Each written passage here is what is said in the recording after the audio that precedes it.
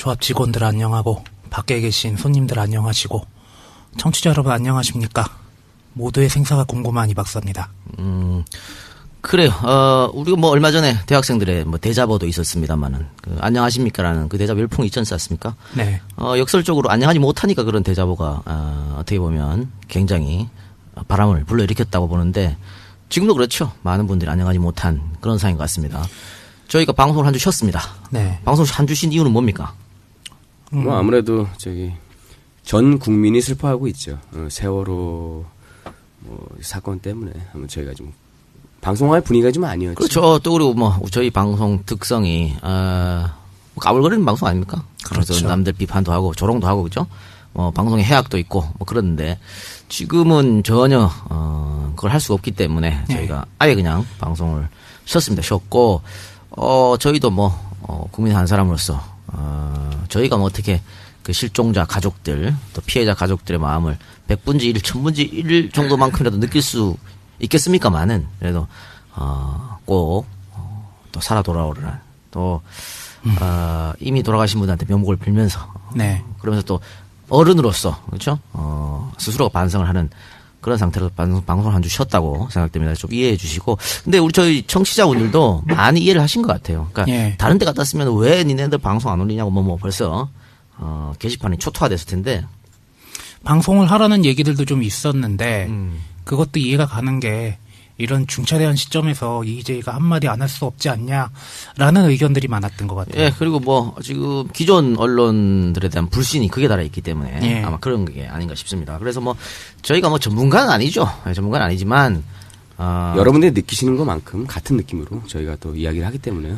네, 그래서 방송하기가 상당히 조심스럽습니다만은 어쨌든 저희의 느낌에 대해서 오늘 82회? 네, 82회입니다. 그렇게 진행하도록 하겠습니다. 많은 분들이 답답해 하시니까 도대체 이 사건이 어떻게 결론이 날지 또 왜 이런 일이 일어났는지 말이죠. 최대한 조금 객관적으로 전달해 보는 것으로 그렇게 하겠습니다. 지금 가장 아쉬운 점이라 한 것은 역시 초기 대응입니다. 네. 사고가 났는 건 둘째 치고 그렇죠? 초기 대응을 왜 그렇게 했느냐 하는 거죠. 그래서 선장이나 선원들에 대한 비판 여론이 지금 굉장히 거센데 처음에 그 방송 나왔을 때 어떤 생각 들었어요? 이렇게 큰 사고가 날 아니요, 처음에는 다 전원 구조했다고 나왔어요. 예. 그러니까 이것도 역시 역시 이것도 컨트롤 타워가 없기 때문에 어떤 상황인지조차 몰랐다는 얘기죠. 저는 그때 그 시간에 TV를 보고 있다가요. 그 사고가 났을 때 그런 생각이 들었죠. 저렇게 큰 배니까 이미 카메라가 들어가 있고, 이건 그냥 무사히 구조하고 다만 배가 이제 문제가 되겠다라는 생각을 했었어요, 진짜. 그러니까 이렇게 보시면 됩니다. 그게 상당한 규모의 배입니다. 저도 그런 배를 타봤는데 그 정도 규모면요 흔들리지도 않아요. 그죠? 멀미도 안 해. 굉장히 크기 때문에 그 안에 가보시면요 별의별 거 다 있어요. 샤워장부터 시작해서 오락실, 당구장 이런 것도 있잖아요. 당구장 다 있습니다. 식당도 있고. 그 흔들리면 못하는 거거든. 그만큼 큰 배이기 때문에 그런 배가 균형을 못 잡고 넘어갔다는 것은 말이 안 되는 거죠. 사실은. 저도 그 서해 쪽에 가면 낚시하러 배 타잖아요. 작은 배도 타보고 큰 배도 타봤지만 그거 훨씬 넘는 규모의 배이기 때문에 저는 그냥 사고인데 빨리 가서 수습하고 또 뉴스 좀 몇 번 나오겠다라는 생각을 정말 했었어요. 초반에는. 저는 처음에는 이제 배가 그렇게 침몰했다는 얘기를 듣고 또 사고 하나 났구나. 이게 왜 그러냐면은 감이 안 잡히니까 그래서 좀 무시하고 지나갔는데 이게 보면 볼수록 점입 가경인 거예요. 어떻게 이런 일이 일어나나. 더 웃긴 거는 정부의 미숙한 대처라고 할 수 있겠죠. 어쨌든 초기 대응을 살펴보면요. 왜 우리가 이렇게 안타까워하냐면 충분히 살릴 수 있었다. 그렇죠? 시간이 상당히 길었어요. 그러니까 전부 모든 분들을 살린다는 의미는 아니어도 지금보다 훨씬 나은. 그러니까 일단 모든 사람들이 갑판 위로가 나와 있었어도. 그렇죠. 그러니까 지금이 겨울이었다면 또 얘기가 달라지는데 수온이 그렇게 낮지 않았지 않습니까? 버틸 수 있는 수온. 그러니까 저체온증으로 사망하기도 어렵단 말이에요. 그러니까 그 상태에서 바다로 탈출했으면 얼마 안 가서 많은 일반 고깃배도 왔었고 쾌경도 출동했었고 충분히 다 살릴 수 있었거든요. 그런데 그 초기에 방송에서 가만히 있는 게 안전하다. 그런 어처구니 없는 방송을 하는 바람에 우리 학생들이 또 어린 학생들이 착하지 않습니까? 통제에 따른 거죠. 그러니까 그렇게 하라니까 우리가 배워본 적이 없어요. 이런 재난이 일어났을 때 어떻게 행동하라는 점을 우리가 배워본 적이 없습니다. 그렇죠. 그러니까 방송에서 전문가가 그렇게 말하니까 그렇게 하면 당연히 더 나았다고 생각하고 있었던 거예요. 그러니까 지금 언론 보도를 보면 그래요. 어떤 한 학생은 그랬다는 거지. 자기는 안에 있어서 안전한데 밖에 있는 친구들 걱정이다. 이런 말을 할 정도로 전혀 몰랐다는 거죠. 그렇죠. 이 사고가 어떤 그 관계가 있는지. 그래서 저는 이번 참에 말이죠. 이런 사고를 우리가 겪고 우리의 역사를 공부하는 게 반성하고 역사에 대해서 배울 게 교훈을 얻어야 되는 거 아닙니까? 예. 그래서 근데 우리는 그게 안 됐지. 그래서 서해 해류 침몰 사고가 일어났는데도 불구하고 20년 만에 또다시 이런 엄청난 사고가 일어났는데 예. 우리 학생들부터 재난교육을 체계적으로 가르칠 필요가 있다. 그러니까 저희는 뭐 이박사나 세학자 받아본 적 없잖아요. 우리 청취자분들 받아본 적 없을 겁니다. 그러니까 매달 우리가 민방위 교육을 하는데 사이렌 울리는 게 다야. 그렇지. 그렇죠? 예. 뭘 배웠어? 아니 국영수 그거 시험 봐가지고 수능 성적 가지고 내신 가지고 줄 세워서 대학 보낼 게 아니라 최소한 의무교육 기간 중에는 대한민국 국민으로 살아남을 수 있는 뭔가 모종의 교육이 있어야 그렇죠. 되는 거 그러니까 아닙니까? 뭐 매달은 못 하더라도 그렇죠. 뭐 한 학기에 한 번씩이라든가. 그럼 초등학교 때도 배우면 뭐 30번 이상 하잖아요. 그렇죠? 예. 그렇게 한다든가. 저희가 참 공교롭게도 이 사건이 일어나기 전에 재태민 특집에서 그 수영 얘기를 했습니다. 네, 그 수영장 얘기를 했었죠. 일본에. 그래서 일본에서는 어릴 때부터 가르친다. 네. 우리도 그걸 해야 된다. 최소한 뭐 살아 돌아올 정도로. 근데 왜 그런 얘기 제가 했냐면 일본은 유치원 때부터 그런 거 가르칩니다. 운동장은 없어서 수영장 있다니. 네, 수영장도 있고 또 매달은 아니어도 뭐 분기마다 한 번씩 이런 일이 일어나면은 어디에 모여라. 어디 방공호로 가라. 이런 걸 항상 가르칩니다. 근데 우리는 그런 교육을 받아본 적이 없잖아요. 그러니까 지진이 일어났을 때 어떻게 해라. 그렇죠? 해일이 올 때 어떻게 해라. 근데 우리는 전혀 그런 걸 받아본 적이 없으니까. 이번과 같은 사고에서 이렇게 배가 지금 45도 이상으로 기울었는데 그때만 빠져나왔어도 그렇죠. 많은 학생이 살 수 있었습니다. 근데 45도로 기울고 물이 찼는데도 불구하고 거기 다 가만히 있었잖아. 왜 가만히 있으라고 하니까. 그러니까 학생들이 만약에 이걸 배웠다면 혹은 선생님들이 교사라도 이런 걸 체계적으로 알았다면 당장 나와라.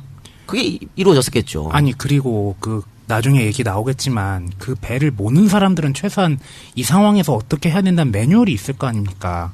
근데 그런 거조차도 뭐 다 그러니까 그런 매뉴얼은 있죠. 근데 갖다 버리고 배우진 예. 않았다 그지 체계적으로. 예. 지금 보면 그 청진해운에서 선원들 교육하는데 1년에 50여만 원밖에 쓰지 예. 않아요. 청해진 해운. 예. 예. 그러니까 이 체계적으로 항상 교육을 시켜야 된다니까요. 전혀 지금 그런 게 안 이루어졌기 때문에 안타까고 앞으로라도 이거를 지금 우리가 늦었다고 생각할 때 제일 빠르다 그랬으니까 네. 좀 더 이렇게 할 필요가 있고요.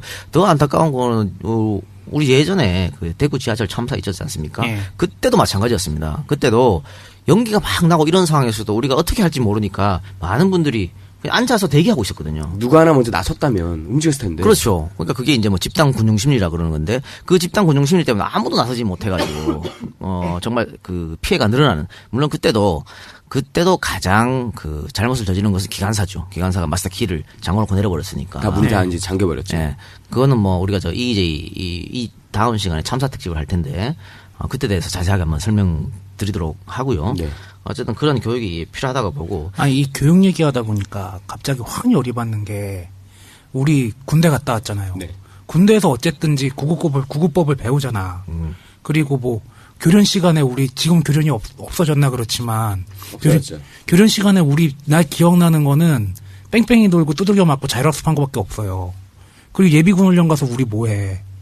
이렇게 기본적인 교육을 할 기회로 삼을 수 있는 것들이 오히려 국가의 그런 지금 외부적인 그런 북한의 요인이나 그런 걸로 막 이용하고 그런 걸로만 쓰이고 정작 필요한 거는 안 가르치잖아요. 그렇습니다. 그러니까 여러분들 기억하실지 모르겠는데 DJ 정부 때인가요? 그 인천에서 호프집 파티 사건이 났습니다. 예. 그렇죠. 그래서 한 50여명의 우리 중고등학생, 젊은 학생들이 사망한 사건이 있었는데요. 근데 이 아이러니하게 그 호프집 2층에 있었어요. 예. 이거 뭐냐? 창문 깨고 탈출하면 다 살았다는 얘기야. 그렇죠. 2층인데도 못 나간 거지. 그런데 2층에 우리도 그걸 모르는 거야. 그러니까 출입구 하나만 바라봤다는 거죠. 그래서 그 많은 학생이 질식해서 사망했거든요. 그러니까 이런 것들 어릴 때부터 가르쳐야 되고 또 시랜드 참사도 있었지 않습니까? 네. 시랜드 참사도 그때는 유치원생들이니까 학생들은 몰라도 교사가 제대로 인수했으면 다 살릴 수 그렇죠. 있습니다. 예. 그런데 역시 교사들도 그런 교육을 받아본 적이 없기 때문에 제대로 대응을 못해서 미숙한 대응을 해서 우리 참 꽃다운 젊은 학생들이 많이 사망했다. 그러니까 그런 게 우리가 후진국 사고, 뭐 사건만 터지면 후진국 사고라는. 언제까지 그럴 거야? 그러니까 언제까지 그럴 겁니까? 이게 YS 정부에 엄청나게 육해공 지하 뭐 안 터진 데 없었죠. 그때마다 했던 말이 후진국 사고였어요. 네. 근데 20년이 YS 정부가 끝난 지 20년이 다 됐지 않습니까? 예. 그럼에도 안전불감증, 대충 이런 훈이국 사고가 계속해서 일어난다는 거 관리 감독 못하고 그죠? 그러니까 너무나 안타깝다고 보고요. 근데 지금 어쨌든 원인을 보면요 이야기가 많이 나와요. 왜 침몰을 했을까? 그렇죠. 아까 말씀드렸다시피 그 대형 선박이 균형을 잃고 침몰한다는 건 사실 있을 수가 없는 문제거든요. 그래서 뭐 여러 가지가 나와요. 뭐 자초설도 나오고 뭐 그런 얘기가 나옵니다만은 얼마 전에 일본에서 실험한 게 있습니다. 왜 이런 실험을 일본에서 하는지 모르겠는데 우리는 사건 운역에서 일하는데 거기서 이제 얘기한 게 과적이었어요. 과적하고 고박이라 그럽니다. 이거 묶는 거. 예. 네. 그걸 제대로 안 했다는 얘기지. 그렇죠. 그러니까 차량 고박도 제대로 안 했고 또 앞쪽에 컨테이너를 실었어요. 그 고박도 안 했어요. 그러니까 예. 대충 밧줄로 묶어버렸지. 그러니까 이게 급손해를 하면서 차량이 쏠리고 고박을 안 했으니까 쏠리지. 컨테이너도 무거운 쏠리고. 화물들 다 쏠리고. 그러니까는 이게 확 균형을 잃는 게 아닌가. 그래서 진짜 실험하니까 그렇게 되더라고. 예. 갑자기 선회를 냈을 때 고박을 제대로 한 배, 고박을 하지 않은 배 이렇게 실험을 했는데 고박하지 않은 배는 그대로 이제 빠져버리더라고요. 그러니까 일본은 말입니다. 일본이 이런 일이 있었습니다. 우리랑 똑같은 일이 있었는데요. 그때 그 아리아케호 사건이라고 우리가 똑같은 일이 있었는데 그 사건이 있은 후에 법령이 바뀐 겁니다. 그래서 이렇게 고박을 철저하게 하는. 그래서 그 아리아케호 사건을 일으켰던 그 회사에 가보면요, 절대 잊지 말라는 그런 단어가 적혀 있습니다. 그러니까 직원들이 항상 그걸 보면서 또 다른 이런 똑같은 사건이 안 일어나게끔 반성하는 거죠. 그거랑 여기랑 같은 회사 아니에요? 만드는데 조선소가? 아마 그럴 겁니다. 네. 예, 그러니까 여러 가지로 우리는 전혀 반성을 못 하고 있다. 뭐 이렇게 봐야겠죠. 또 하나 방금 말씀하신 것처럼 그 배가 상당히 노후한 배입니다, 그죠? 예. 엄청나게 노후한 배를 18년 됐다 그랬는데 그 배를 아주 값싸게 일본에서 사왔죠. 일본에서 사왔는데 그 사온 이유는 그렇습니다. 규제 완화. 이명박 정부에서 규제를 완화했습니다. 그래서 노후 선박의 운영 기한을 원래는 20년, 근데 매년 검사하면 30년까지 늘려주는 조건으로. 그러니까는 그게 아니었으면 이 배를 갖고 올 이유가 없어요. 18년이 됐는데 이제 2년밖에 안 남았으니까. 뭐하러 갖고 옵니까? 그치, 쓸 수가 없는 거죠. 갖고 와가지고 뱅키칠 다시 해야 되고 밖에 일본어로 적히는 것도 한국어로 다 바꿔야 되고 그렇죠. 또 인테리어도 다시 해야 되고 예. 2년밖에 못하고 왜 갖고 와요? 근데 이렇게 했기 때문에 싸게 갖고 왔거든. 그러니까는 이번 일이 벌어진 거 보고 일본에서 우리를 어떻게 생각했겠냔 말이지. 부끄러운 일일 수밖에 없는 겁니다. 겉으로 보여지기에는 세계 최고의 조선 강국이라고 보여지고 있지만은 현실은 이런 거 아니에요? 그렇습니다. 지금. 그리고 고박을 정말 철저하게 해야 되는데 그 거기가 화물차가 많이 갔거든요. 네. 그 배에다 왜 화물차가 많이 실렸냐면 돈이 되잖아. 그렇죠. 그래서 많이 실었는데 그럼 화물차 보통 10톤이 넘어가요.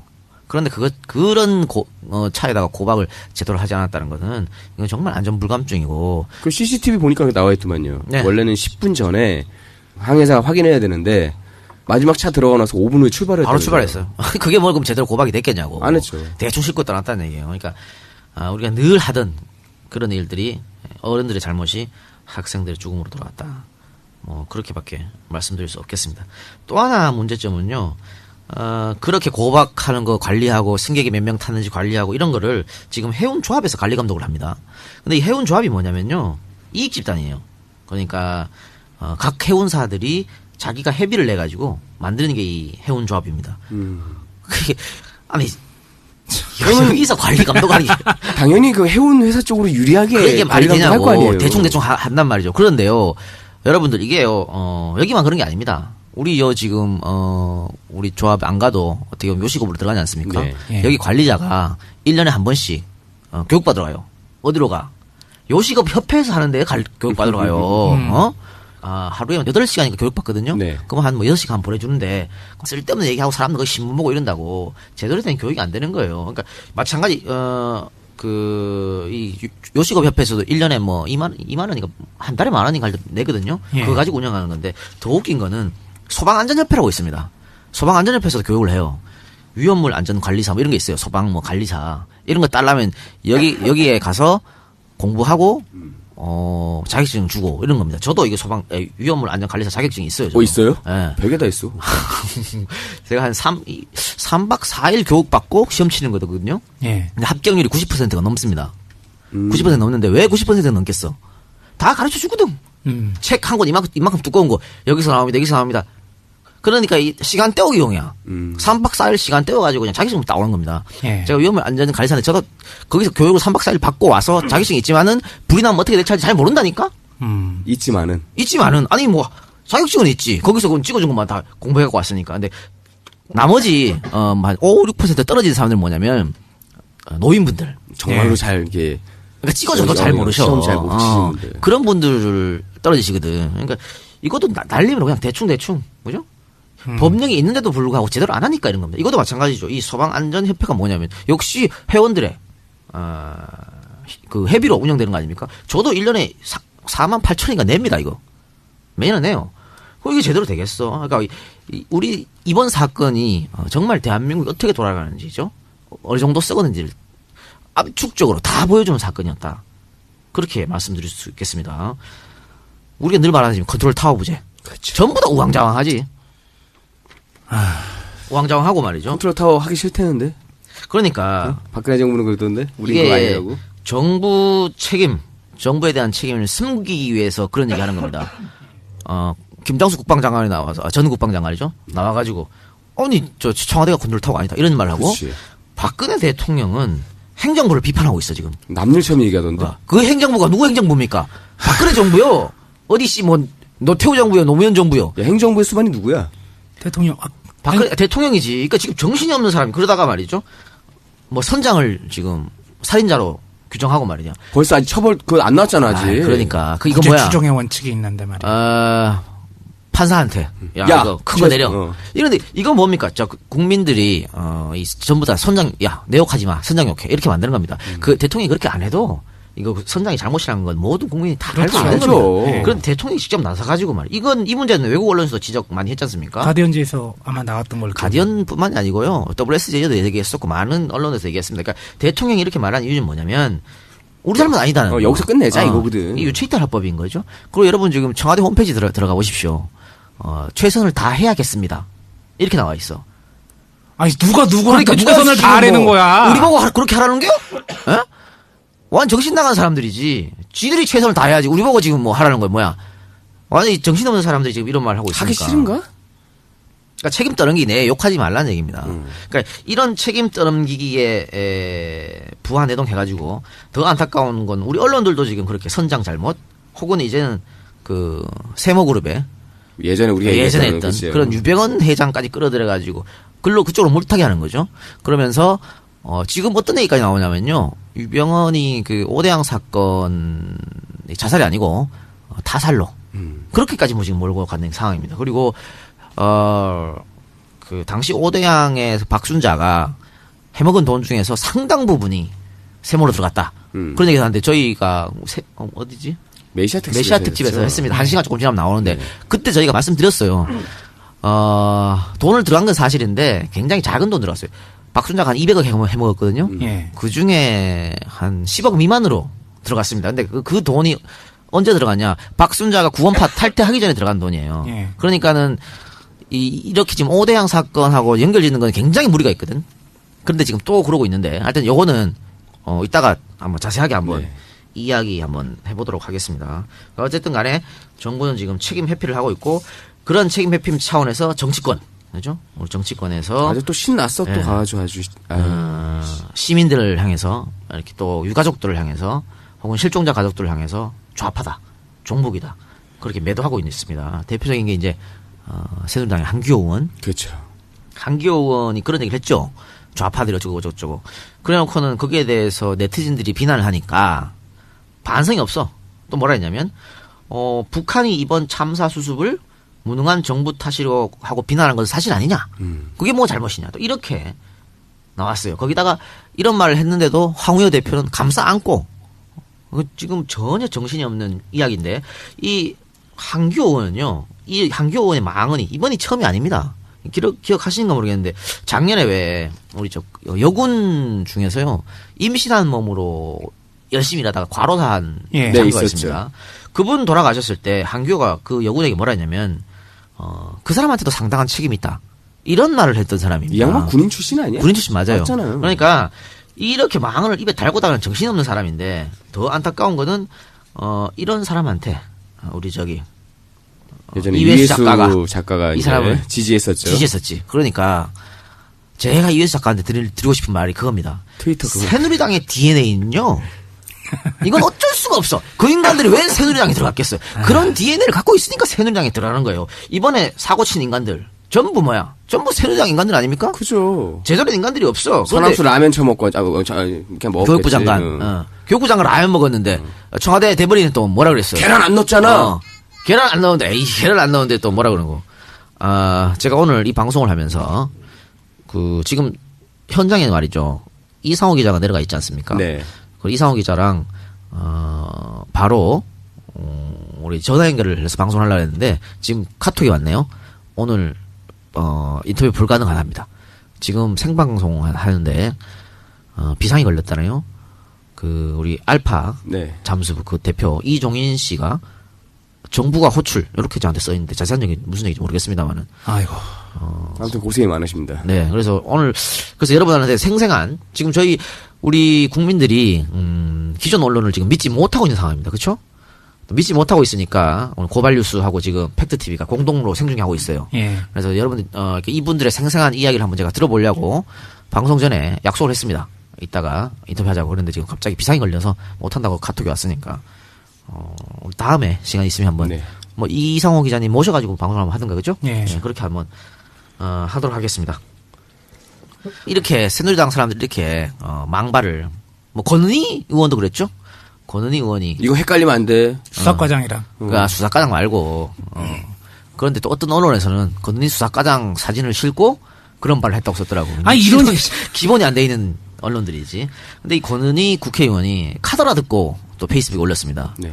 저 홍가혜 씨가 지금 구속됐어요. 예. 버스를 했다가. 벌써 했다가 그것도 카더라지. 카더라 듣고 했잖아. 그럼 저는 권은희도 구속해야 되는 거 아닙니까 이거? 그렇죠. 난 그렇다고 봐요. 네. 어느 정도 처벌을 하는지 지켜보겠어요.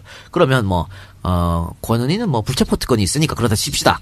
면책 특권은 없어요. 지금 국회에서 한 발언이 아니기 때문에. 예. 그러면 지만은 어떻게 할 거야? 지만은 아유. 그 상처난 유가족들에게 소금을 뿌리는 짓을 했죠. 제정신이야 그 양반? 제정신 아니 뭐 시체상사라는 표현을 했으니까. 그러니까 제정신 아니에요. 미친 거예요. 그러다가 또 반성이 없어. 또 많은 여론들이 비난하니까 몇 시간 전에는요 빨갱이들 청소해야 된다고 이런 발언까지 했습니다. 정신을 못 차리고 있으니까 이거 검찰에서 반드시 조사해서 형평성이 맞아야 될 거 아니야. 아니, 하겠다고 예. 했어요. 그리고 홍가혜하고 얘기했잖아, 똑같이 뭐. 그렇게 유언비 해야 어쩌고저쩌고 뭐 다 처단하기 때문에. 그렇게 해야 된다고 보고. 근데 이렇게 이 새누리당 애들이 혹은 보수 애들이 왜 이런 주장을 하냐면요. DNA가 다르다 그랬잖아요, 우리하고. 그 사람들은 기본적으로 그러니까 사람에 대해서 가엾이 여기는 그 측은지심이 측은지심이 없어요. 없죠. 예. 그러니까 불쌍한 사람 보면 가엾게 생각하고 도와주고 이렇게 해야 되잖아. 걔들은 그게 없어. 김문수는 시나 쓰고 앉았잖아 그 그러니까 와중에. 그런 게 없으니까 이런 게 하고 또 근본적으로 걔들은 이 서민들하고 자기들하고는 씨가 다르다고 생각합니다. 그렇죠. 그렇게 다르다고 생각하니까 그래서 정몽준이 아들 같은 발언이 나오는 거예요. 그렇지. 미개하다. 그 씨가 다르다고 생각하다니까. 자기는 왕우장상의 씨야? 왕후장성이 씨지. 그러니까 미개한 것들 니들 뭘 아냐 이거야. 그런데 정몽준 아들의 발언을 보면요. 미개한 사람들이 니네 아버지 뽑아준 거요. 그치. 그렇지? 예. 20몇 년을 갖다가 미개한 사람들 표 받아가지고 국회의원 하고 있는 거 아니야 지금. 아마 그렇게 얘기할 거예요. 우리 아버지 뽑아준 사람들은 미개한 사람들 아니라고. 그리고 니네 할아버지 돈 번 게 누구 덕택이요? 미개한 사람들 덕에 돈 번다는 걸 알아야 되지 말이야. 어따 대고 씨.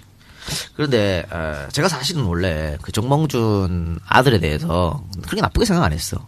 얘가 지금 재수하거든. 예. 재수하는데 일반 재수학을 다녀요. 그러니까 뭐 따로 안 하더만 학원 다니더만. 그러니까 근데 내가 괜찮은 놈이다. 왜 지금 이건희 회장 아들 이재용 씨도 공부를 그렇게 잘 못했거든.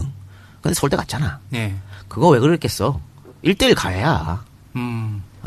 비싼 애들 한 과목당 하나씩 불러가지고 그렇게 하면요 6개월이면 애 시험 잘 나오게 만들 수 있어. 근데 종목률 돈이 얼마나 많아. 근데 그렇게 안 하고 일반 학원에 보냈다는 것은 어느 정도 근데 그거 원래 정씨 집안의 가풍이 좀 그래요.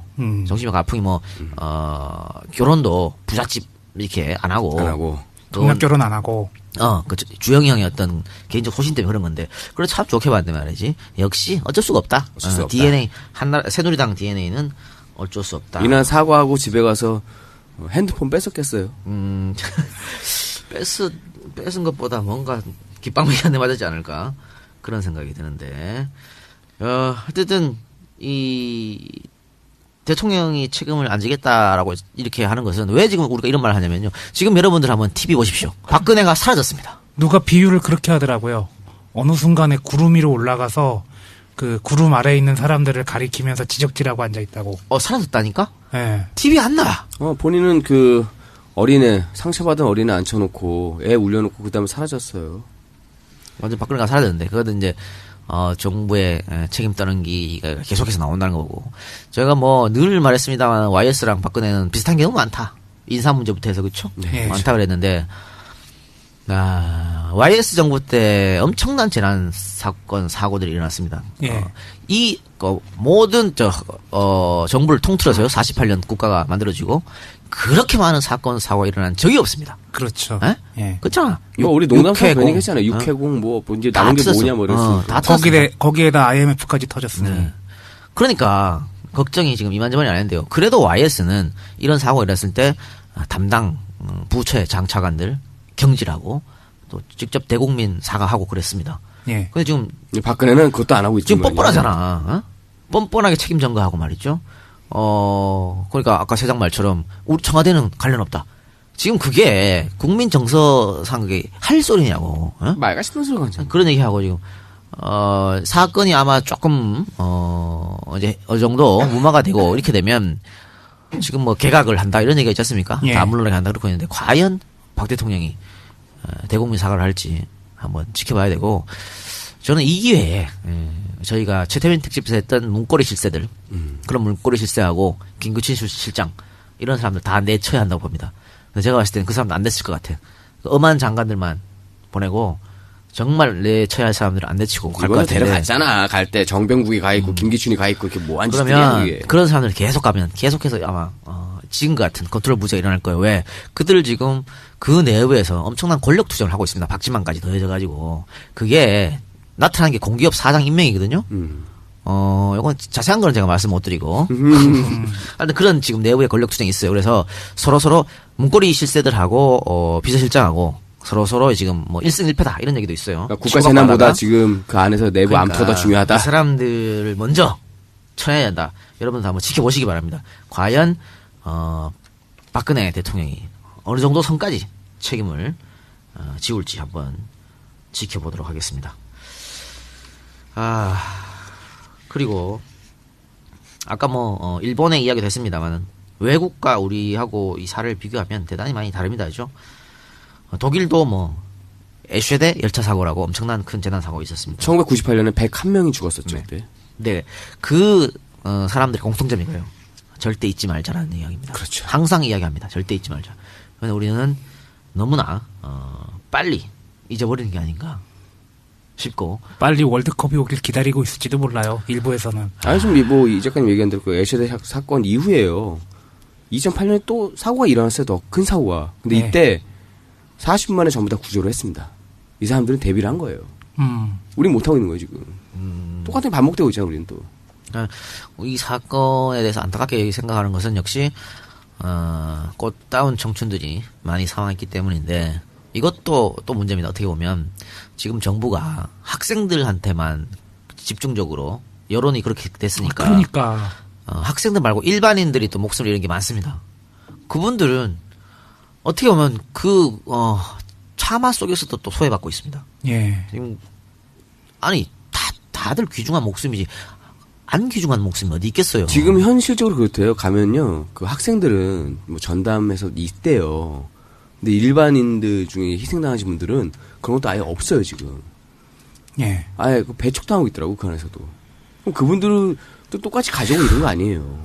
그분들은 어떡할 거야 그러면. 음악 감독님이 자꾸 혀 차지 말라 그랬는데 혀가 안 차질래 안 차질 수가 없는 상황이네요. 그렇습니다. 하여튼 이번 사건은 아주 대한민국의 총체적 문제점을 다 드러냈다라고 보는 거고요. 사실 박근혜 정부가 출범하면서 안전을 대단히 중요하게 얘기해야 된다 이렇게 말했습니다. 그래가지고 이름도 바꾼 거 아닙니까? 행정안전부를 안전행정부로. 그거 바꾸는데도 돈 엄청 들어갔어요. 현판 바꿔야지 뭐 저기 각 야 공문 나갈 때보다 기관 도장 바꿔야지. 그래 그 쓸데없는 돈을 들어가고 아니 행정안전부면 어떡 안전행정부면 어때? 제대로 일만 하면 되지. 근데 그렇게 바꿔놓어서 안전행정부를 바꿨다 치자 그래. 제대로 일을 안 하잖아. 그런데 지금 이런 일이 터졌지 않습니까? 터졌고 지금 현장에서도 말입니다. 지금 실종자 가족이 제일 안타까워했던 게 한시라도 빨리 에어포켓 살아있을지 모르니까 수색을 해달라. 그런데 지금 정부에서 계속 발표를 잠수부 500명이 동원됐네, 700명이 동원됐네, 무슨 조명탄을 터뜨리면서 밤샘 작업하네. 그랬는데 지금 나온 거 보면은 첫날에 16명밖에 들어가지 않았다는 얘기 아니에요. 그러니까 숫자만 보여준 거예요. 그게 네, 실제로 들어갈 수 아닌데. 있는 그게 뭐 예를 들어서 들어갈 수 있는 게 한계가 있거든요. 그렇죠. 근데 그건 그 숫자를 얘기를 해야 될 거 아니야. 정확하게 냉정하게 얘기를 해줘야지 그러면. 근데 그것도 아니고 자 우리 500명 동원했습니다. 그리고 뭐 조명탄 쐈대. 그때 이미 사람들이 뭐랬냐면 피해자 가족들이나 다 뭐랬냐면 오징어 배가 됐든 뭐가 됐든 저인망이 됐든 뭐가 갖다 쓰자 안 썼어요. 그 오징어 배 부르자는 것도 그 실종자 가족 아이디어였다면서요. 그래요. 다 그렇게 해놓고 안 한 거야 지금. 바지선도 실종자 아이디어예요. 그러니까 기본적으로 이런 일이 보면 천안함 때도 비슷한 거 있었잖아요. 그랬으면 빨리 바지선부터 갖다 붙이고 잠수부를 최소한 동원해서 가이드라인 설치해가지고 빨리빨리 많이 해야 될 거 아닙니까? 아니, 물론 그건 있어요. 그러니까는 이제 해경식 입장도 이해는 합니다. 뭐 예를 들어서 그런 거 있잖아. 왜 함량 미달 자격이 안 되는 민간 잠수부가 왔다가 그 사람들이 희생이 되면 그것도 문제가 되거든. 네. 그럴 수 있잖아요. 그러니까 그런 문제는 거예요. 민간 잠수부 측에서 하는 말은 그겁니다. 그런 사람들 보면 안다 이거야. 왜? 경영을 믿는 사람들은 다 UDT 출신이야. 그렇죠. 그 사람들이 다들 지금의 UDT를 가르쳤던 사람들이고, 그러니까 자기들끼리 보면 안 돼요. 그냥 무슨 그냥 여기서 인증하고 가려고 뭐 레저로 딴 사람들 보면 안 돼. 그러니까 그런 사람들은 자기들끼리 스스로 제외한다 이거야. 그럼 많이 정말 될 수 있는 최대한 투입해가지고 그죠? 가용 인력 뭐 동원하고 또 지금 뒤늦게 무슨 개 로봇을 투여한다니 지금 와서 왜 그러냐고 처음부터 그랬어야지. 그리고 지금 이종인 씨가 자비 들어가지고 갔지 않습니까? 그렇죠. 네. 다이빙배 설치해야 된다고. 네. 그것도 거부했잖아. 거부했죠. 거부해놓고 지금 와서 뭐라 그래요? 또 그 다이빙배를 다른 그 모 대학교에서 빌려왔어요. 그것도요 톤수가 안 맞아요. 원래 그 이종희 씨가 쓰려고 했던 게 기본 3톤에 밑에 추 2톤짜리 예. 훨씬 더 큰 거였어요. 그 4명 들어가는 건데 그 뉴스에 언론에 공개됐던 거는 2명 들어가는 어느 대학에서 가져온 거예요. 그래서 지금 그 문제에 대해서 얘기가 많이 있습니다. 왜 이종인 씨를 거부했는지 그 이유가 마땅치 않다는 얘기야. 예, 자기네들이 수의계약 하려고 했던 뭐 그런 사람만 쓰려고 했던 소문도 있고. 그러니까 언딘이라고 하는 업체죠. 네. 이 언딘이라는 업체가 급작스럽게 큰 회사입니다. 그러니까 언딘이 기술이 없다는 얘기는 아닙니다. 네. 언딘이랑 그 알파 잠수 기술공사 네. 그 이종인 씨 이 두 업체가 굉장히 뛰어난 능력을 갖고 있는 거는 맞다 그래요. 네. 맞는데 언딘이라는 업체가 갑자기 컸고 갑자기 컸어요. 네. 원래 한 해 매출 총 이제 거기서 10단위였습니다. 몇십억 단위였는데 갑자기 100몇억 단위로 회사가 커졌습니다. 그리고 이제 언딘 업체 대표 언딘 소속된 사람들이 그 이종인 씨의 다이빙벨에 대해서 방송에 나와서 계속 평하는 이야기를 했거든요. 그러니까 중요한 게 뭐냐는 얘기죠. 아니 다이빙벨이 설사 쓸모가 없다 그러더라도 뭐가 됐든 간에 살아야 사람 될 관계 거 중요한 거 아니 아니야. 양쪽 다 써야 될 거 아니야. 그리고 이종인 씨는 이 양반 별명이요. 매지션? 마술사입니다. 마술사. 외국에서 마술사로 불릴 정도의 능력이 있는 사람인데 이 양반이 이 양반이 뭐 때문에 자기 그 1억이 넘는 돈을 사비를 타가지고 그 배에다 실어가지고 왔겠어요. 그런데 사람 살려고 그런 거 아니야. 시도도 해보지 않고 그냥 돌려보낸다는 것은 이거 지금 애들을 죽으면 앞에 두고 밥그릇장 사는 거게 더 되냐는 거죠. 그러면 어떤 사람들은 그래요. 그런 또 언론에 얘기돼서 그럼 이종인이가 사자 아니냐? 기록을 보면요, 이종인 씨가 우리나라 그 최저 수준까지 들어가서 이게 군안은 아니었어요. 그때는 독극물 같은 거 가지러 들어갔었거든요. 확인하러. 그게 거의 80m가 다 됐어요. 그게 기록이 있는 사람이에요, 이 사람은. 그렇습니다. 그 여러 가지 일을 봤을 때, 그러니까 이것도 그런 겁니다. 누가 앞장서서 할 수 있는 사람이 없는 거예요, 지금.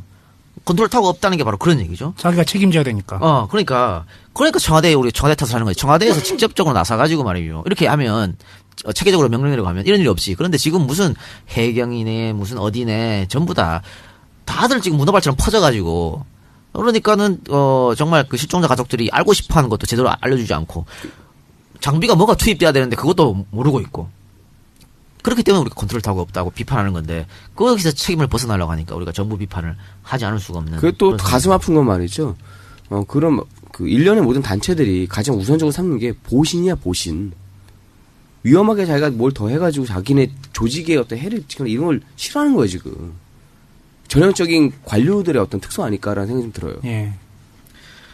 예, 그렇습니다. 그리고 우리 해경의 초기 대응에도 뭐 많은 뭐 이야기를 하지 않습니까? 예. 그 해경도 늘 말하는 안전 불감증이지. 그러니까 매뉴얼에 공식 매뉴얼에 다 있는데 그대로 안 했던 겁니다. 네. 안 하니까 정말 한 시라도 빨리 출동하고 그랬으면 그 학생들이 중요한 건 그런 겁니다. 지금 밖에 나와 있는 학생들은 그래도 목숨 살 수 있는 것도 다 알잖아. 다 알죠. 문제는 그 안에 들어가 있는 학생들인데 우리가 봤을 때 안에 좀 들어가 주지. 혹은 창문이라도 깨서 살려주지. 그렇죠. 깨서 그런 얘기 했었잖아. 근데 전혀 예. 그런 뭐 안타까운 얘기죠. 저희는. 그런 조치를 못했다는 거. 그래서 그러니까 생때 같은 젊은 목숨들이 그대로 수장됐다는 거에 대해서 너무나 아쉽고 이야기를 할 수밖에 없는 그런 상황입니다. 저희가 오늘 방송하면서 한 번도 즐거울 수 있는 부분이 없을 것 같고요. 뭐 제 목소리도 지금 상태가 안 좋지만은 저 길 가다가 뭐 학생들만 봐도 울컥울컥 하더라고요 진짜.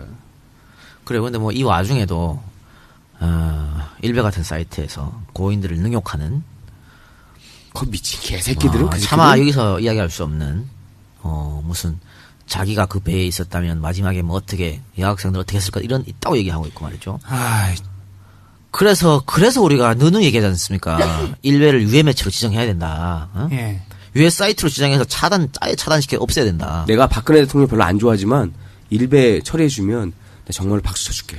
근데 그게 왜 안 되냐? 국정원에서 일베 애들 불러가지고 버스로 대전에서 불러가지고 시계 주고 그따구 짓 했는데 에? 어떻게 보면 일베랑 한 산통속이라니까. 그러고 있으니까 그걸 유해 매체로 지정하겠어요? 아니, 그리고 이 와중에 뭐 이 세월호 참사 관련돼서 뭐 어쩌고 저쩌고 하면서 예비 후보 어쩌고 하는 새끼들은 도대체 뭐야? 그러니까 전부 다 나라가 진짜 망조가 들었다 이렇게 말씀드리고 지금 우리 저 도탈에서 직접 저 자원봉사하러 내려가신 분 계세요. 예. 그분 이야기를 들어보면요, 사람이 거기 엄청 많대. 자원봉사 이외에도 예. 그것도 옷 다 깨끗하게 차려입고 무슨 구경 온 것도 아닌데 관광식으로 온 사람도 있고 아까도 얘기했습니다만 홍가희 같은 애도 저기 어디 스킨스쿠버 그 정도 자격증밖에 없는 애거든. 그런데 거기 와서 무슨 돈 주고 따는 거라며. 예. 그러니까 거기가 지금 무슨 어디 남태평양입니까? 그런데 지금 민간 잠수부들 중에서 그런 사람도 있다는 얘기야. 그러니까 지금 해군에서 그렇게 난리를 쳐도 별 말을 할 수가 없는 겁니다. 그래서 지금 또 민간 잠수 협회하고 지금 또 트러블이 생겼지 않습니까? 예. 그런 문제도 있고 국회의원들, 정치인들 쓸데없이 지들이 왜 내려가나? 내려가서 아무짝에도 도움이 안 되는데. 가서 물에 들어갈 거 아니면 가지 말라고 그냥. 그러니까 우리 천박한 대한민국의 모습을 지금 그대로 다 보여주고 있는 게 아닌가 싶어요. 아니, 내가 문자를 받았어요. 그 룸사롱 웨이터랑 뭐 나이트클럽 웨이터들이 뭐 그 요번 세월호 참사 관련돼서 그거 이용해서 문자를 보냈더라고. 그네들이 미개하다고 생각하는 사람들이 보내는 방식대로 문자를 보낸 거 아니야. 예비 후보라는 작자들이. 뭐 하는 짓들이냐, 그게. 그리고 또 이 기회를 이용해서 또 특정 종교에서 개 같은 그림 하나 나왔더만 보니까. 참나 그래요. 그런데 제가 저희들이 계속해서 지금 박근혜 정부가 책임을 떠넘기려 한다고 이야기하지 않습니까? 예. 그 중에 하나가 이제 청해진 해운 세월호의 실질적 오너라고 하는 유병헌 씨입니다. 그죠? 세모그룹의 회장이었죠. 이 사람 이야기를 계속해서 지금 좀 크게 부풀려가지고 갑자기 끌어내고 있어요 지금. 책임을 아마 전가하려고 하는 그런 것 같은데 그래서 제가 저희 방송에서 한번 했습니다만 했습니다만 다시 한번 여기서 이야기를 해드리겠습니다. 그러니까 세월호 침몰 사건과 관련해서 다시금 유병헌 전 회장이 언론에 등장하고 있어. 그런데 우리가 좀 이상은 그렇습니다. 세모그룹이 97년에 부도맞았습니다. 예. 근데 97년 연말에 거의 모든 대기업들이 쓰러졌죠. 네. 근데 그 대기업들이 쓰러질 때하고는 달라. 세모는 되게 빨리 쓰러졌습니다. 그 한보그룹에 유탄 맞아가지고 빨리 쓰러졌는데 당시에 부도났을 때 금액이 얼마 안 됐습니다. 우리가 생각하기에 큰 금액이 아니야. 그런데 그걸 막지 못하고 부도가 났거든요. 그러면 그만큼 이 어떤 기반이 없었다는 얘기 아니에요? 아니 그러니까 이렇게 생각하는 거지. 돈이 많았음에도 불구하고 그걸 못 막았던 거는 회장이 일부러? 따로 빼돌린 게 아니냐. 챙겨놓고 그런 이건 얘기가 나온 제끼고. 거죠. 왜 그러냐면 97년에 부도 맞았는데요. 지금 그 해운사 2년 뒤인 99년에 차렸습니다. 뭔 돈으로? 그러니까 쫄따망한 사람이 2년 만에 이 어떻게 회사를 차렸을까? 그리고 지금 해외에 있는 부동산만 해도 몇천억대라고 하지 않습니까? 네. 그 돈을 어떻게 벌었느냐? 그거는 횡령, 배임, 탈세, 세모를 예. 할 때. 예. 그래서 얼마 되지도 않은 돈을 못 막아서 어음을 못 막아서 부도가 난 회사가 2년 만에 이렇게 커진 거는 빼돌렸다. 회사는 부도나고 회장은 다시 살고. 그렇죠. 그 우리가 그런 이야기를 하는 겁니다. 그런 일 그러니까 많죠. 그런 문제는 얼마든지 비판을 해야 되고 거기에 대해서 문제가 있다면 유병헌 씨는 다시 잡아가지고 실형을 살게 해야지. 예. 근데 지금의 언론에서 말하는 것처럼 유병헌이 그 오대양 사건의 배우다 이런 식으로 몰고 가는 것은 정말 여론 조작이다. 그렇게 예. 말씀드리고요. 그러니까 그때 사건처럼 이것도 뭐 그럴 수도 그렇지. 있다. 그러니까 그렇게 하면 안 되고 자세하게 한번 봅시다. 어쨌든 그 청해진 해운의 최대 주주가 천해지라고 하는 조성 업체입니다.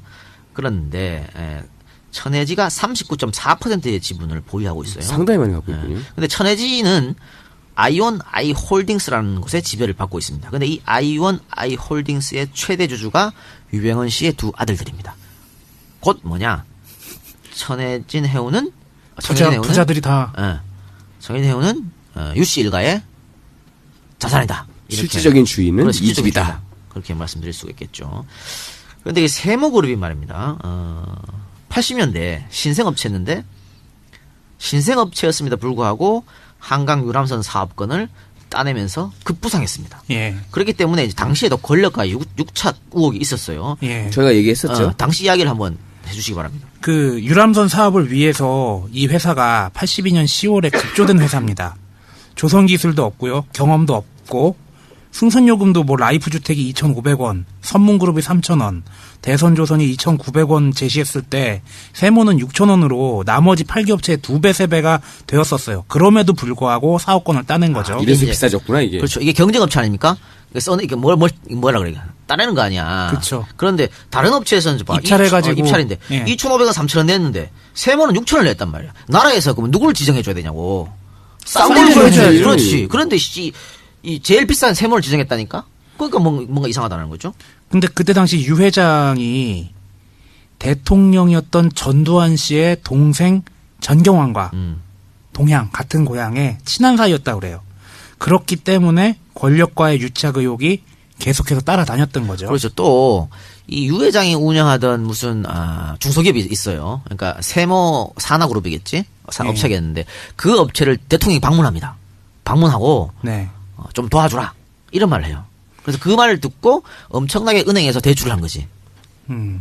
그래서 1997년에 무리한 경영, 사세 확장 등으로 부도를 맞은 세모가 2년의 시간이 흐른 뒤에 다시 청해진 해운을 세운 것을 봤을 때 부도 직전에 거액의 회사 돈을 빼돌린 것이 아니냐라고 아까 이 작가가 제시했던 그런 의혹이 그렇게 나오는 거죠. 네.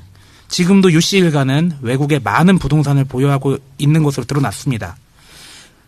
이번 사건으로 검찰이 세모그룹의 자금이 어떻게 유입되었는지, 횡령이나 배임, 조세포탈 등이 있었는지 이런 이유 때문에 집중 수사할 것으로 보인다고 그렇죠. 얘기가 나오네요. 그리고 오대양 사건은 뭐 저희가 설명드렸으니까 네. 그건 뭐 다시 메시아 특집을 1시간만 조금 넘으면 나올 거예요. 네. 들어보시기 바라고. 그러니까 오대양이 무슨 사건인지 들어보시면 어느 정도 감이 잡힐 것이고요. 하여튼 그렇게 많은 사람들이 집단 자살하지 않았습니까? 근데 당시 경찰이 이제 수사 발표를 집단 자살이라고 수사를 발표했어요. 근데 이 수사 발표에 의혹을 가진 사람들이 많았다. 그 의혹을 왜 그 많은 사람들이 수사 발표에 의혹을 가졌는지 그거 한번 설명해 주시기 바랍니다. 예, 경찰은 집단 자살로 결론을 내렸습니다. 근데 좀 이상한 게 좀 있죠. 전두환의 형 정경환이 이 공장에 여러 차례 들렸다는 점, 그리고 주식회사 오대양이 대통령 표창, 도지사 표창 등을 받은 점, 그리고 85년에 정권의 나팔수교 역할을 했던 모 방송사에서 MBC입니다. MBC. M 방송사에서 박순자와 오대양 특집을 방영했다는 점, 그리고 80년대 급성장에서 세모와 관계가 있다는 점 등에 의해서 정권과 결탁한 혹은 정권이 뒷배경에 있다는 무수한 소문이 나돌기 시작을 합니다. 결국 이 사건은요, 자살이 아닌 정권에 의해 저질러진 타살이라는 소문이 꼬리에 꼬리를 물게 됩니다. 그러나 경찰 수사는 자살에서 별 진전을 못 보이다가 50 정권이 끝나고 정권 끝나니까 하는구나. 50 비리 청문회 때 오대양 사건이 50과 관계가 있는 게 아니냐며 재수사에 들어갔지만 결국에는 역시 자살로 결론을 내립니다. 자, 그러던 중에 1991년 7월에 오대양 신도였던 김도연 등 6명이 경찰에 자수를 하면서 다시 이 사건은 재조명을 받게 됩니다. 이 6명은 집단 자살 이전에 이미 오대양 총무 노순호, 기숙사 가정부 황숙자, 육아원 보모였던 조재선 등 4명을 박순자의 지시로 살해한 뒤에 안매장을 했다고 밝혔습니다. 그래서 경찰은 다시 3번째 재수사에 들어갔으나 역시 단순 자살로 결론을 내립니다. 자, 이렇게 3번이 경찰과 검찰이 3번이나 수사를 했어요. 그런데 단순 자살이다. 그러니까 많은 국민들이 의아해하는 이것은 자살이 아니고 타살이 아니냐. 그거는 음모론에 불과하다. 이런 얘기겠죠. 누가 봐도 좀 수상한 거야 이거는. 그런데 이런 겁니다.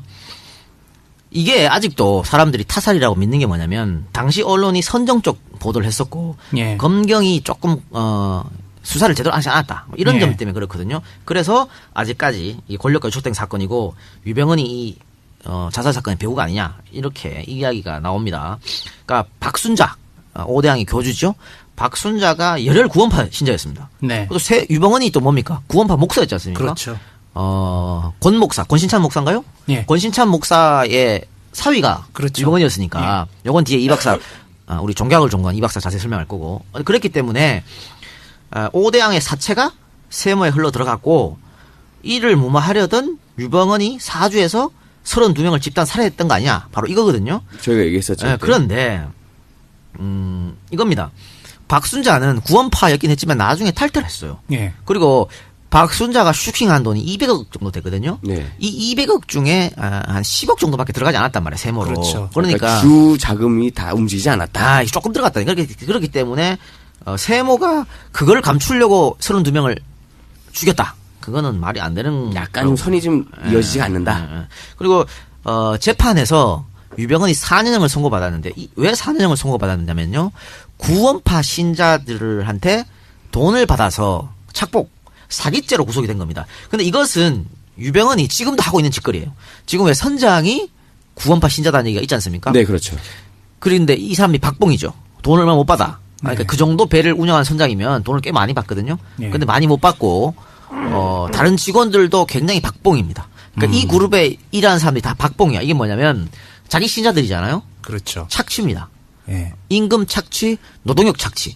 그런데 유병헌이 이때만 그랬나? 그렇지 않아. 세모 그룹을 운영할 때도 아주 값싼 임금을 지급하면서 운영했습니다. 또 하나 이단이지 않습니까? 어쨌든 그렇죠. 뭐 정통 개신교라고 자처한 사람들 이단이라고 그러죠. 근데 이단이라고 하죠. 소위 말하는 사이비 종교 집단의 공통점이 뭐냐면요. 집단 거주죠. 이 오대양도 집단 거주였고 신앙촌도 집단 거주였죠. 네. 집단 거주였는데 이 세모도 집단 거주했습니다. 그 아파트 한 개 동을 집단으로 빌려가지고 기숙사로 썼어. 그래가지고 저번 한강 유람선 사업할 때도요. 한강에 홍수 났을 때 여러 명이 사망한 사건도 있었습니다. 그러니까 애들한테 직원들한테 홍수 오듬할 때 배지켜라 사수해라 뭐 이런 얘기 해가지고 그러니까 원래 문제가 있는 사람인 것은 맞다. 다만 이걸 타살로 몰고 가는 것은 옳지 않다라고 하는 겁니다. 근데 그러니까 오대양 사건 자체는 그냥 박순자의 박순자 잘못이죠. 그냥 또라이시다. 예. 근데 왜 이걸 왜 자꾸 연결시키냐 말이지. 그러니까 이렇게 연결시키는 것은 자극적이죠. 굉장히 자극적이잖아. 그렇지. 그래서 대통령의 책임이 없다라고 지금 언론에서 몰고 가는 건데 당시에 3번째 수사 결과가 발표나고 우리 언론이요. SBS 그것이 알고 싶다에서도 그랬고 네. 우리 언론이 자성론이 일어났습니다. 이렇게 그치, 이런 걸 하지 말자. 자극적으로 쓰지 말자. 쥐들끼리 이게 반성을 해놓고는 지금 와갖고 또 하고 있어. 자극적으로 쓰고 있어요. 이게 뭐 하는 짓이냐 말이야. 그리고 이렇게 그런데 음모론이 나온 것은 우리 탕명한 씨 종교연구가 예. 칼에 맞으신 분 예. 돌아가셨죠. 예. 이분이 구원파하고 앙숙관계입니다. 그렇죠. 구원파의 문제점을 계속해서 지적한 사람이 탕명한 씨였고 네. 그래서 탕명한 씨가 이런 주장을 많이 했어. 그런데 이제 증거가 없었죠. 그러니까 세모 그룹에서 탕명한 이런 주장. 근데 당시에 탕명한 씨가 사이비 종교 연구가였기 때문에 탕명한 씨 말이 굉장히 신빙성 있게 받아들여졌거든요. 그러니까 세모에서 오대양과 자기들하고 관계가 없다는 것을 알리기 위해서 예. 아까 누가 얘기했습니까? 세상이겠나? 자수했을 때, 6명이 자수했을 때, 네. 그 자수를 배후 조종한 사람이 세모야. 우리하고는 관계가 없다는 걸 알리기 위해서. 왜 우리는 그거 아니니까 빨리 나서 털어 빨라. 그렇지, 빨리 털어 가서 자수해. 이렇게 해가지고 검찰이 수사하니까 유병헌이가 뒤에 있었단 말이야. 그래서 그럼 진짜 탕명한 말이 맞는 거 아니야? 이렇게 된 거죠. 왜냐하면 오대양이 있었던 사람들도 옛날 다 구원파 출신이거든. 네. 그 구원파 출신이 박순자가 나올 때 같이 나와가지고 했기 때문에. 그래서 맞춰도 아다리 맞는 거네. 그래서 그러한 이야기가 나왔는데요. 이 오대양 사건의 결론은 박신자하고 강신도들이 일으키는 그냥 집단 자살이다. 그 이상도 그 이하도 아니다. 이렇게 말씀드리고 유 회장 일가 잘못이 있다면요. 수사해가지고 법에 단죄를 받게 하면 됩니다. 네. 지금처럼 이렇게 뭔가 뒤에 오대양 사건 뒷 배우가 유 회장이 아니냐 이런 거는 상당한 문제가 있다. 이렇게 말씀드리겠습니다. 제가 오늘 채널 A 보니까 박찬종 변호사가 나오셔가지고 무기인지? 자기가 무슨 오대양 사건을 해결한 것처럼 그렇게 얘기하면서 엄청난 오대양의 돈이 세모로 흘러들어갔고 뒤에 배후에는 자살 배후에는 유 회장이 있다 이런 식으로 말하더라고. 그래서 그거를 TV에서 보는 사람은 딱 그렇게 생각할 거 아니야. 그렇죠. 어쨌든 세모 부도 이후에 유 회장이 모습을 감추었습니다. 모습을 감추고 이제 자기 아들을 대타로 내세워가지고 혹은 그 신도들 구원파 신도들을 내세워가지고 그룹을 경영했어요. 한동안 이 사람이 나오지 않았잖아요. 나오지 않았어요. 나오지 않았는데 지금 이제 그 얼굴 없는 사진 작가 아해라고 하는 뭐야 이거. 아해라고 하는 그 굉장히 유명한 사진 작가라 그래요. 그 아해가 이 유병헌이다라고 하는 게 정설이죠. 왜냐하면 유병헌이 자기 말한 그러니까 아해가 말한 프로필이 유병헌과 똑똑똑똑 들어맞습니다. 그러니까 뭐 옛날에 뭐 일본에서 태어났고 방송인을 했으며 언론인을 했으며 뭐 비즈니스 사업을 했다. 이게 언론인이 뭐냐면 예전 지금의 극동 방송의 그렇죠. 전신을 이 양반이 같이 했었거든. 그래서 나 쫓겨나는데. 근데 그런 거 하고 또 비즈니스 사업은 뭐 이제 세모그룹이겠지. 그런 거 보면 딱 아다리가 맞아. 유병헌 이꼬르 아해. 그리고 이번에 청해진 해운과 관련 업체에서요 엄청난 사진을 많이 사들였어. 예. 그 사들인 사진이 그럼 누구 거냐? 아해 거다? 아해 거 아니냐는 거지. 그러면 정말 좋으면 딴 사람이 사지 보고 거기서 내부 거래하고 지랄. 이게 뭐야? 회사 돈을 배임입니다 이거도. 그렇죠. 회사 돈을 자기가 엄청나게 왜냐면 이 사진은요 가격이 정해져 있는 게 아니잖아. 그림하고 이제 미술품들이 그렇게 부르는 게 가반이야. 부르는 게 가반이야. 네. 내가 봤을 때 10,000원짜리인데 10억? 그럼 10억이지 뭐. 그렇지. 그래서 이거 사들여 갖고 빼돌린 거 아니냐, 그지? 이런 얘기가 나오는 게 그런 이유고요. 이번에 또 세월호 침몰한 이유 중에 하나가 중축을 했다는 거 아닙니까? 5층이죠. 그 메뉴 꼭대기층에 네. 갤러리를 만들어놨습니다. 그 중축은 갤러리 만들려고 그랬다. 그 갤러리가 누구 갤러리야? 이 아해의 양반이, 갤러리다. 갤러리야. 이런 이야기가 나오기 때문에 아해 이꼴은 유병헌이다. 이런 말이 나오고 있는 겁니다. 뭐 여러분들이 아해에 대해서 잘 모르실 수 있으니까 얼마 전에 뉴스가 나왔었잖아요. 왜 2012년에 프랑스 남부 마을을 통째로 샀던 그 한국의 억만장자 이야기가 있습니다. 그게 바로 이 사진작가 아해의 이야기입니다. 그리고 지금 구원파들은요, 안성인가? 용인인가 안성인가 잘 모르겠는데, 거기에 지금 땅을 많이 사들고 있습니다. 그래서, 자기들 기도회도 짓고, 거기 보면 무슨, 세모그룹에서 썼던 그 선박도 갖다 놓고요, 그, 기차 차량 옛날에 이제 못 쓰는 거, 그런 네. 것도 갖다 놓고, 굉장히 뭐 유원지처럼 만들어 놓고, 네. 그 구원파들의 어떤 집단, 그런 걸 만들려고 지금 하는 것 같아요. 예. 거기서 유병헌 씨를 봤다는 이야기도 지금 나오고 있습니다. 그래서 덕분에 말이죠. 원래 저희 이제 트래픽 같은 거 분석을 해보면 지나간 에피소드들이 올라가는 방식이 있거든요. 갑자기 이런 선정적인 보도가 나온 다음에 이제 메시아 특집이 갑자기 또 올라갔어요. 예. 하여튼 그래 저도 이번 방송을 준비하면서 메시아 특집이랑 똑같이 못하니까 다시 한번 들어봤거든요. 네. 재밌더라고. 우리 방송 재밌어 역시. 자 그러면 많은 분들이 궁금하시는 구원파에 대해서 다시 한번 언급해 봅시다. 구원파가 자꾸 구원파가 뭐야? 뭘 구원해 주겠다는 내가 거야? 듣기로는 구원하셨습니까? 뭐 자꾸 이렇게 물어가지고 구원파다 뭐 이런 얘기도 뭐 그런 있더라고요. 얘기가 있죠. 일단 미국인 독립선교사 딕 요크의 영향을 받은 개신교 신자 권신창과 네덜란드 선교사 케이스 글래스에 의해 입교한 유병헌에 의해서 시작이 된 겁니다. 1963년에 이 두 사람은 외국인 선교사들과 결별하고 독자적인 활동을 시작했는데요. 아까도 얘기했지만 두 사람은 장임 사위 관계입니다. 그리고 이 둘이 대구, 안양, 서울, 인천 등지로 활동 무대를 넓혀 나갔습니다. 이들의 주장이 널리 알려지게 된 계기가 아까 언급했던 방송 때문입니다.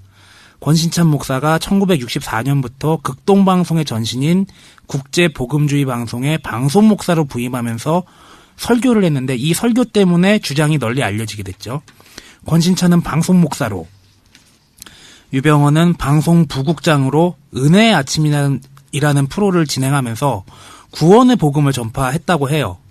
이러한 이유 때문에 이들의 교단이 세칭 구원파로 알려지게 된 겁니다.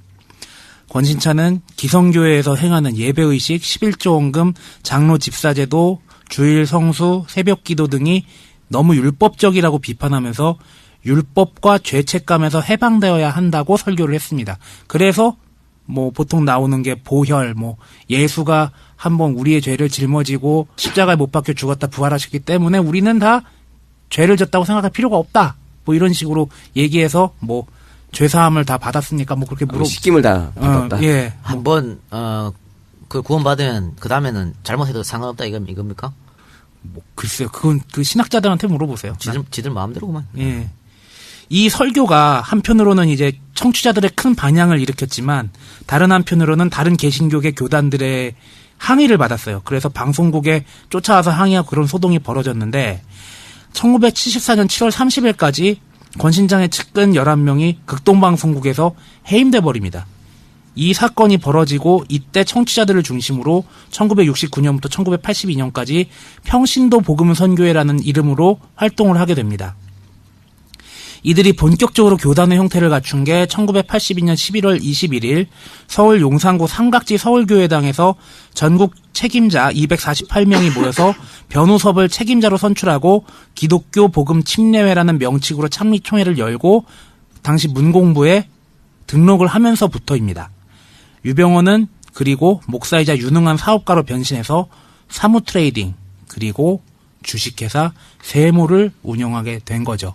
지금 제일 대표적인 게 지난번 메시아 특집 때도 언급했지만 박옥수 목사 죄사함과 거듭남의 비밀, 뭐 그리고 기쁜 소식 선교회, 그리고 인터내셔널 유스 펠로우십, IYF, 대학가나 뭐 여기저기서 많이 봉사활동하고 그런 집단인데 구원파 내부의 여러 교파 중에 그 산하 단체라는 그런 얘기가 있고요. 또 재미있는 게 주기도문을 외우질 않는데요. 그래서 예, 뭐 그런 얘기들이 이제 전해지고 있습니다. 예.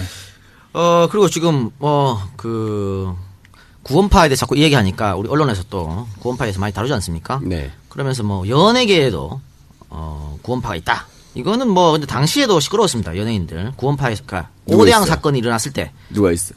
시끄러웠는데 대표적인 케이스가 이제 그 중견 탤런트라고 하는 그 전향자 씨. 예. 전향자 씨가 대표적으로 구원파 소속이거든요. 그래서 오대양 사건이 일어났을 때 말입니다. 전향자 씨가 한때는 방송을 중단했습니다. 예. 중단하고 다시 복귀하고 이랬는데 전향자 씨는 뭐 그렇다 치고 가수 누구? 양희은 씨. 아. 양희은 씨가 또 대표적 구원파입니다. 예. 그러니까 들리는 얘기는 양희은 씨의 주례를 권신찬이 했다. 뭐 이런 얘기도 있어요. 그랬는데 우리가 생각하는 이미지하고 좀 많이 다르죠? 다르네요. 네. 많이. 그런데 뭐 이 박사 말처럼 이 박사는 뭐 이단이나 이런 걸 뭐 좀 그렇게 생각하지 않습니까? 왜냐하면 그렇죠. 그거는 개신교 어떤 하나 집단에서 얘기하는 거니까. 그 개신교가 자기네 교파가 정통이라고 생각하기 때문에 딴 데를 이단으로 본다라는 게 제 생각이거든요. 그러니까 그렇게 얘기하는데 이거를 그 이단이라 말을 쓰지 않고 사입이라고 하면 문제가 되는 거죠. 사입이라고 얘기해서 일단은 그런 전제를 저는 깔고 있다는 거 생각하고 들어주시기 바랍니다. 왜냐면 이 구원파의 문제가 아까도 말씀드렸지만은 임금 착취, 노동력 착취였거든요. 예. 그걸 지금도 하고 있고 그래서 유병헌은 실형도 살았습니다. 예. 4년의 실형도 살았음에도 불구하고 아직도 그러고 있으면 이건 문제가 아니냐 그런 얘기고 외시아 특집에서 언급했던 다른 모든 문제 JMS라든가 예, 뭐 네. 신앙촌이라든지. 신앙촌, 영생교 이 사이비 집단은 다 똑같아요. 노동 착취. 노동 착취하고 다 집단 생활 딱 그렇게 합니다. 그리고 자기의 그 메시아로 생각하는 거지 진짜. 그렇죠. 정명석이도 메시아고 유병헌이도 메시아고 그렇죠? 그렇게 생각하니까 문제가 있는데 저한테 누가 메일을 보냈어요. 젊은 남성분인데 뭐라고? 여자친구가 JMS래. 그래서 메시아 특집을 들려줬는데도 말도 안 된다고. 정명석 그럴 뿐이 아니다. 그런 얘기를 하는데 어떻게 설득시키냐 그러더라고. 설득 안 됩니다. 그거. 설득 안 되고 헤어지시기 바랍니다. 답이 없어? 답이 없습니다. 노답? 노답입니다. 나 지금은 그냥 거기도 교회니까 예. 교회 다닌다 칩시다. 나중 되면요 정말 힘들어집니다. 아니면은 JMS에 같이 들어가서 결혼을 하세요. 차라리. 예. 노답이라고 말씀드리고 여기서 제가 구원파 얘기 나왔으니까 말씀드립니다만은 그 정도로 빠져 있으면 탈출 불가능하다. 그렇게 말씀드리겠습니다. 그리고 참고로 아까 주기도문 안 해온다고 그랬는데 또 어떤 교파에서는 우리의 죄를 사해 주시옵고라는 게 주기도문의 그 개신교 주기도문의 원래 말인데 우리의 죄를 사해 주셨다라고 내용을 바꿔서 외우기도 한다고 이미 합니다. 끝났어. 죄가. 네, 우리의 죄는 끝났다. 뭐 그렇게 생각한대요. 그래, 이 시간은 그냥 세월호 재난 사건에 대해서 말씀드렸습니다. 그래서 문제점이 뭐였는지 또 앞으로 어떻게 정부가 대응할지 우리는 지켜보기로 하겠고요. 얼마 전에 학생 시신이 발견됐는데 프랑스 언론에서 모자이크 없이 방송을 내보냈지 않습니까? 근데 시신이 부패 정도가 심하지 않았다. 상당히 깨끗했다는 얘기죠. 네. 그러면 사고 당일날 숨진 게 아니다라는 이야기가 나오고 있어요. 그래서 부검을 유가족 측에서 원하고 있고 이런 얘기 나오는데 만약 정말 그게 맞다면 정부가 애들을 죽였다고밖에 볼 수 없겠죠. 그래서 일어난 사건은 다시 시간을 돌릴 수는 없지 않습니까? 예. 그래서 정말 책임자들 문제가 있는 사람들은 당연히 처벌받아야 되고 네. 다시는 이런 일이 없도록 혹 이런 일이 생기더라도 한 명이라도 빨리 구해서 더 피해를 최소화할 수 그렇죠. 있도록 그렇게끔 정부에서 노력을 해야 되고 재난 구조 이 자체를 그렇죠? 뭔가 법령을 정해가지고 시스템을 바꿔야 되지 않나 그런 생각이 듭니다. 그래서 많은 분들이 노력하셔가지고 책임 회피하려고 좀 이용하지 좀 말고 재난청 어쩌고 하면서 그래서 다시는 이와 같은 정말 천재가 아닙니다. 인재입니다. 꽃도 피워보지 못한 그런 애들 아닙니까? 다들 또 훈남에 훈녀도 잘생기고 이쁘고 이렇더라고 친구들이. 예. 너무 안타깝다라는 거 말씀드리고. 그리고 저희도 여러분들과 똑같은 심정으로 방송을 했다고 말씀드리고 지금 1시간 했거든요 방송. 네. 이어서